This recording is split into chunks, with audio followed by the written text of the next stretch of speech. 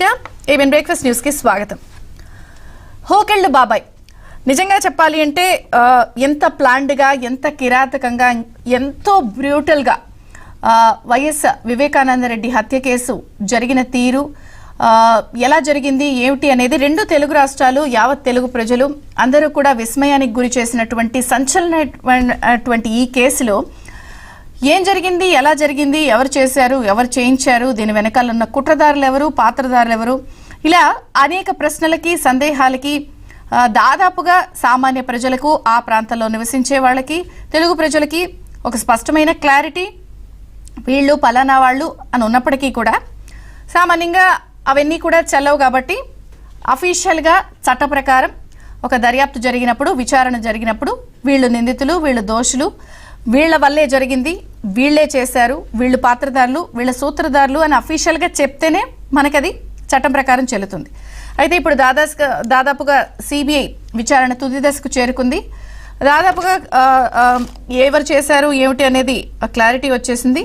ఇందులో అబ్బాయిల పాత్ర ఏమిటి అనేది కూడా ఎలా లింకప్ అయి ఉంది అనేది, సునీల్ యాదవ్ బెయిల్ పిటిషన్కి సంబంధించి సిబిఐ ఫైల్ చేసిన అంశాల్లో ఎవరెవరు ఎలా ఇన్వాల్వ్మెంట్ అయ్యారు, ఎవరెవరు దీనికి సంబంధించి పాత్రదారులు ఉన్నారు, ఎవరి పాత్ర ఎంత, ఎలా వాళ్ళందరూ కూడా ఆ రోజు ఏం జరిగింది 2019 మార్చికి ముందు ఆ తర్వాత ఇలా కొంత టెక్నాలజీని వాడి గూగుల్ టేక్అవుట్ ద్వారా ఇలా రకరకాల అంశాల ద్వారా రకరకాల పద్ధతుల్లో సిబిఐ విచారణ తుది దశకైతే చేరింది. అయితే ఇందులో అబ్బాయి వైఎస్ అవినాష్ రెడ్డి ఎంపీ ఎవరైతే కడప ఎంపీగా ఉన్నారో వారు ఈరోజు మూడో రోజు విచారణకి రావాల్సిందిగా చెప్పారు. ఇప్పటికీ మనం గమనించవచ్చు 3 సార్లు విచారణ. మొదటిసారిగా మనకి జనవరి 28, ఫిబ్రవరి 24, అయితే మొన్న 6వ తారీఖు రావాల్సి ఉన్నప్పటికీ కూడా మళ్ళీ ఆయన తనకి పనులున్నాయి రాలేకపోతున్నానంటే ఈరోజు ఫైనల్ విచారణ రావాల్సి ఉండగా సడన్గా ఇప్పుడు కోర్టులో పిటిషన్ వేశారు. 6 అంశాలకి సంబంధించి కోర్టు దృష్టికి కొన్ని తీసుకెళ్లారు. హైకోర్టును ఆశ్రయించారు.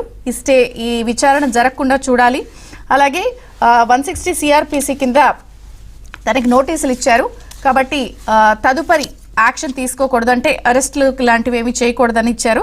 అయితే ఈ పిటిషన్ ఏవైతే కోర్టుకి సబ్మిట్ చేశారో 6 అంశాలు అదేమిటంటే జనవరి 28, ఫిబ్రవరి 24న ఆడియో వీడియో రికార్డింగ్ లేకుండా చేసిన స్టేట్మెంట్ రికార్డును పరిగణలోకి తీసుకోవద్దు, ఇది కోర్టుకు చెప్పారు. సిబిఐ జరిపే విచారణను మొత్తం ఇప్పుడు తర్వాత ఏదైనా ఒకవేళ చేయాలనుకుంటే ఆడియో వీడియో రికార్డింగ్ ద్వారానే చేయాలి. విచారణ సందర్భంగా న్యాయవాదిని అనుమతించాలి అని కూడా కోర్టు దృష్టికి తీసుకెళ్లారు. అలాగే జనవరి 28, 24 తేదీల్లో సిబిఐ రికార్డ్ చేసిన స్టేట్మెంట్లను ప్రొడ్యూస్ చేసేలాగా కూడా ఆదేశాలు ఇవ్వాలి, అవి పరిగణలోకి తీసుకోవద్దు.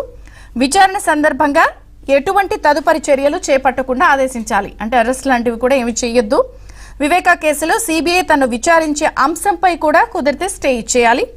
అలాగే అవినాష్ రెడ్డి పిటిషన్పై కోర్టులో విచారణ సందర్భంగా ఫైల్ చేసిన అంశాలు ఇవే కాకుండా ఇంకా న్యాయవాది సమక్షంలో జరగాలి.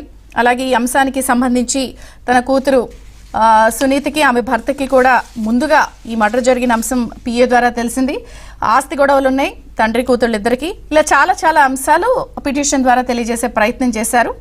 మొత్తానికైతే ఒక రకంగా ఇక్కడ చర్చనీయాంశం ఏమిటి అంటే అరెస్ట్ చేయకుండా ఆదేశాలు ఇవ్వాలి అని అంటాం. 160 సిఆర్పిసి కింద నోటీస్ ఇచ్చారు, అది కన్సిడర్ చేయకుండా ఇవ్వాలి అన్నది ఒకటి. అలాగే కొత్తగా ఇప్పుడు రిట్ పిటిషన్లో అనేక అంశాలను తెర మీదకి తీసుకొచ్చారు. మళ్ళీ తండ్రి కూతుళ్ళ గొడవల్ని ప్రస్తావించే ప్రయత్నం చేశారు.